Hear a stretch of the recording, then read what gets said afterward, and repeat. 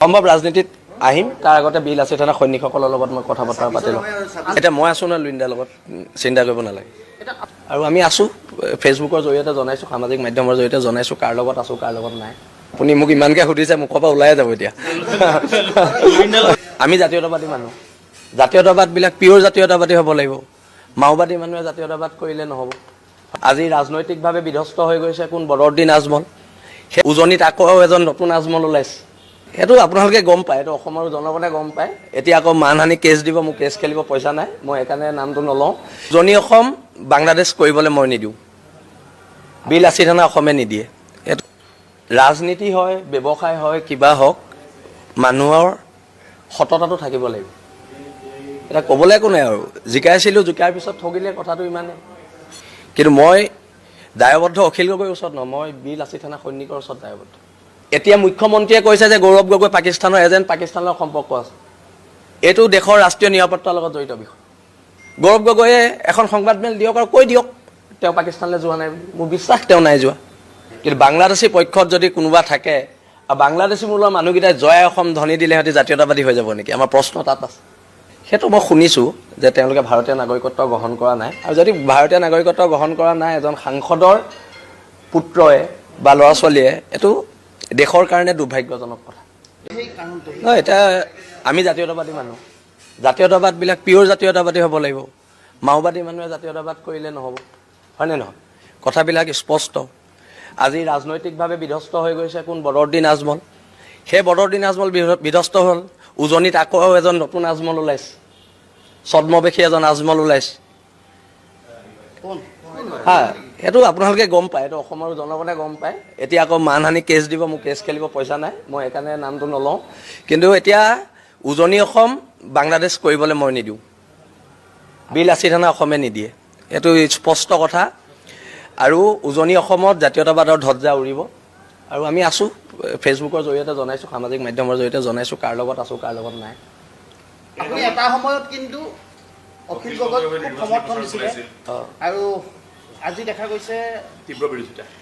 আপুনি চাওক, ৰাজনীতি হয়, ব্যৱসায় হয়, কিবা হওক, মানুহৰ সততাটো থাকিব লাগিব। এতিয়া ক'বলৈ একো নাই আৰু, জিকাইছিলোঁ, জিকাৰ পিছত ঠগিলে কথাটো ইমানেই।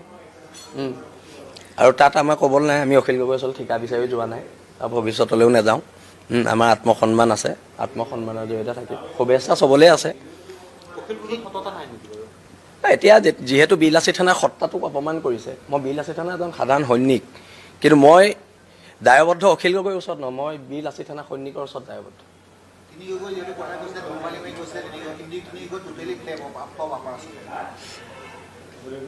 আপাৰ আছামত উজনি অসমৰ মানুহে চাই আছে কোনে কোন জেগাত গৈ, যদি নিজৰ মানুহখিনিৰ মাজত মানুহৰ গ্ৰহণযোগ্যতা নাথাকে, যদি বাংলাদেশী মূলৰ মানুহখিনিৰ মাজত গৈ ৰাতি 12টা বজাত জয় অসম চিঞৰি থাকে, তেতিয়া অসমৰ জনগণে, উজনি অসমৰ খিলঞ্জীয়া জনগণে সেইটো কেতিয়াও বিশ্বাসত নলয়। আমি বাংলাদেশী বিৰোধী মানুহ, উজনি অসমৰ মানুহ। এইটো কোৱা নাই যে নামনি অসমৰ মানুহ সমৰ্থক বুলি, কিন্তু উজনি অসমখন আমি নামনি অসমৰ আজি যিটো অৱস্থা হৈছে, আমি উজনি অসম সেইটো অৱস্থা হ'বলৈ নিদিওঁ। নহয় চাওক, গৌৰৱ গগৈক ভোট দিবলৈ আহ্বান জনাইছিলোঁ প্ৰথম মই জাতীয় সংগঠনৰ হিচাপে। কিন্তু এতিয়া মুখ্যমন্ত্ৰীয়ে কৈছে যে গৌৰৱ গগৈ পাকিস্তানৰ এজেণ্ট, পাকিস্তানৰ লগত সম্পৰ্ক আছে। এইটো দেশৰ ৰাষ্ট্ৰীয় নিৰাপত্তাৰ লগত জড়িত বিষয়।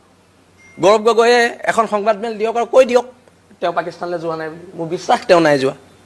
যদি নাই যোৱা তেওঁ কৈ দিলে হয় মই পাকিস্তানলৈ নাই যোৱা, কাহিনী শেষ তাত।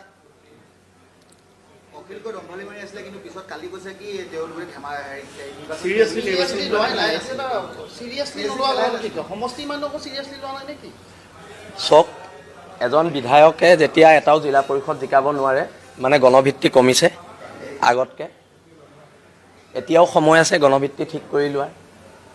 কিন্তু এটা কথা স্পষ্ট, শিৱসাগৰ মানুহ জাতীয়তাবাদী মানুহ, কিন্তু বাংলাদেশী পক্ষত যদি কোনোবা থাকে আৰু বাংলাদেশী মূলৰ মানুহকেইটাই জয় অসম ধ্বনি দিলে সিহঁতি জাতীয়তাবাদী হৈ যাব নেকি? আমাৰ প্ৰশ্ন তাত আছে। আজি বদৰুদ্দিন আজমলে যদি কয়, শিলাদিত্যই যদি কয় জয় অসম, কি তেওঁলোক খিলঞ্জীয়া হৈ যাব নেকি? এই কথাবিলাকত মানুহক আভুৰা বঢ়াব নোৱাৰে। আৰু বাংলাদেশী মূলৰ মানুহৰ বিৰুদ্ধে আমাৰ যিখন সংগ্ৰাম সেইখন সংগ্ৰাম অব্যাহত থাকিব। এতিয়া মই আছোঁ না লুৰিণদাৰ লগত, চিন্তা কৰিব নালাগে। আপুনি অখিল গগৈ আৰু লুৰিণজ্যোতি গগৈক লগ লগাটো বিচাৰে নে নিবিচাৰে? মই জাতীয়তাবাদী শক্তি লগ হোৱাটো বিচাৰোঁ। মই জাতীয়তাবাদী শক্তি লগ হোৱাটো বিচাৰোঁ, জাতীয়তাবাদৰ এখন চৰকাৰ হোৱাটো বিচাৰোঁ। গৌৰৱ গগৈৰ সাহস কিয় হোৱা নাই ক'বলৈ যে পাকিস্তান গৈছিলোঁ বা যোৱা নাই? না, গৌৰৱ গগৈ মোৰ মতে নাই যোৱা, কিন্তু গৌৰৱ গগৈ কৈ দিব লাগে নাই যোৱা বুলি। কিন্তু যদি নকয় নাই যোৱা বুলি, অসমৰ মানুহে, ভাৰতৰ মানুহে সন্দেহ দৃষ্টিৰে চাব, সন্দেহ দৃষ্টিৰে চাইছে বৰ্তমান। সকলোৱেতো জয়ী কৰাইছিলে যোৰহাটৰ পৰা। নিশ্চয়কৈ যোৰহাটৰ মানুহ, শিৱসাগৰৰ মানুহ, যদি কোনোবা এজন সাংসদ পাকিস্তানৰ লগত ৰিলেটেড হয়, নিশ্চয়কৈ আমি ক্ষোভিত হ'ম। অখিলৰ বিৰুদ্ধে কংগ্ৰেছৰ যিটো অভিযোগ যে বিজেপিৰ এজেণ্ট হৈ অখিলে কাম কৰে বুলি, এইটো সঁচা নেকি? হা? অখিলৰ কংগ্ৰেছে যিটো অভিযোগ আনিছে বিজেপিৰ এজেণ্ট, মুখ্যমন্ত্ৰীৰ এজেণ্ট হৈ কাম কৰে বুলি অখিল গগৈয়ে, সেইটো অসমৰ ৰাইজে দেখি আছে, অসমৰ ৰাইজে বিচাৰ কৰিব। আমি এই বৰ্তমান অৰাজনৈতিক স্থিতিত আছোঁ আৰু এইটো অসমৰ ৰাইজে দেখি আছে ন কোন কাৰ এজেণ্ট। ভাল কথা, খেলক, তেখেতৰ গণতান্ত্ৰিক অধিকাৰ আছে, 126টাই জিকক। বিধায়ক হোৱাৰ পিছতো শিৱসাগৰত অখিল গগৈ পৰাজিত হোৱাৰ পঞ্চায়তৰ মূল কাৰণটো কি বাৰু? মানে এনেকুৱা হৈছে নেকি যে অখিল গগৈ মানুহে তাত আদৰি লোৱা নাই, মানে চৰত বেছি সময় দিছে, এনেকুৱা ধৰণৰ? চাওক, আমি স্পষ্ট কথা কৈ দিছোঁ, আমি জাতীয়তাবাদী মানুহ, আমি হিন্দু মুছলমান এইবোৰ কথা ক'ব নোৱাৰোঁ। কিন্তু আমি বাংলাদেশীৰ কথা ক'ব পাৰিম, হিন্দু হওক সি মুছলমান হওক। যিবিলাক সন্দেহযুক্ত অঞ্চলত গৈ কিছুমান জাতীয়তাবাদী মানুহে মিটিং মাৰিছে আৰু সন্দেহযুক্ত মানুহখিনিয়ে যদি জয় অসম কয়, তেন্তে আমাৰ অসমীয়া জাতিৰ অস্তিত্ব ক'ত থাকিব? আমাৰ খিলঞ্জীয়া ভূমিপুত্ৰ মানুহৰ অস্তিত্ব ক'ত থাকিব? আমাৰ যুঁজখন 855 ল'ৰা কাৰ কাৰণে শ্বহীদ হৈছিলে? বাংলাদেশীখিনি খেদিবলৈ শ্বহীদ হৈছিল। আৰু সেই 855জন শ্বহীদক অপমান কৰি কেৱল মাত্ৰ ভোটৰ স্বাৰ্থত বাংলাদেশী মূলৰ মানুহখিনিৰ লগত মিলি জয় অসম চিঞৰি থাকিলে উজনি অসমৰ মানুহে গ্ৰহণ নকৰে। সন্তান দুগৰাকীও অসমীয়া নহয় বা ভাৰতীয় নহয়, সেইটো মই শুনিছোঁ যে তেওঁলোকে ভাৰতীয় নাগৰিকত্ব গ্ৰহণ কৰা নাই। আৰু যদি ভাৰতীয় নাগৰিকত্ব গ্ৰহণ কৰা নাই এজন সাংসদৰ পুত্ৰই বা ল'ৰা ছোৱালীয়ে, এইটো দেশৰ কাৰণে দুৰ্ভাগ্যজনক কথা। পঞ্চায়ত নিৰ্বাচনত গৌৰৱ গগৈ মুখ থেকেচা খোৱাৰ কাৰণটো কি বুলি ভাবে? চব গ্ৰাউণ্ড লেভেলত মানুহখিনিৰ লগত তেওঁলোকৰ টাচত নাই।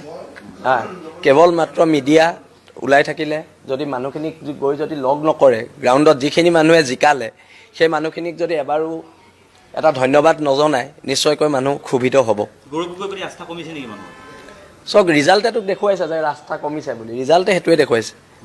লুৰিণজ্যোতি গগৈক আপুনি কেনেকৈ সহায় কৰিব? চাওঁচোন কেনেকৈ কৰিব পাৰি, আমি ৰণনীতি প্ৰস্তুত কৰিব লাগিব। এইটো কথা এতিয়াই যুদ্ধৰ ৰণনীতি আগতে কৈ দিয়া নাযায়, তথাপিতো আমি পাতিম, মই এইকেইদিনতে লুৰিণদাৰ লগত বহিম, সম্ভৱ কৰিম আৰু সম্ভৱ ৰাজনীতিত আহিম। তাৰ আগতে বিল আছে তেনে সৈনিকসকলৰ লগত মই কথা বতৰা পাতি ল'ম।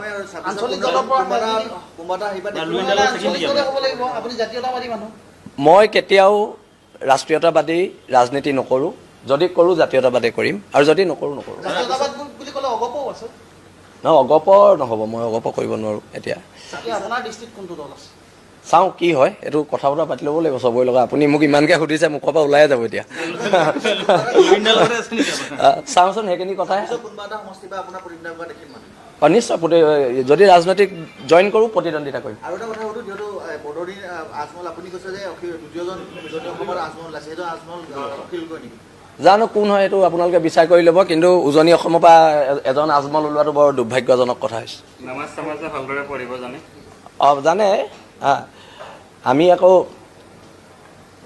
মানে কি নামঘৰ গৈহে ভাল পোৱা মানুহ দেই, আমি সেইকাৰণে মন্দিৰ মছজিদৰ বিতৰ্কত আমি নোসোমাওঁ।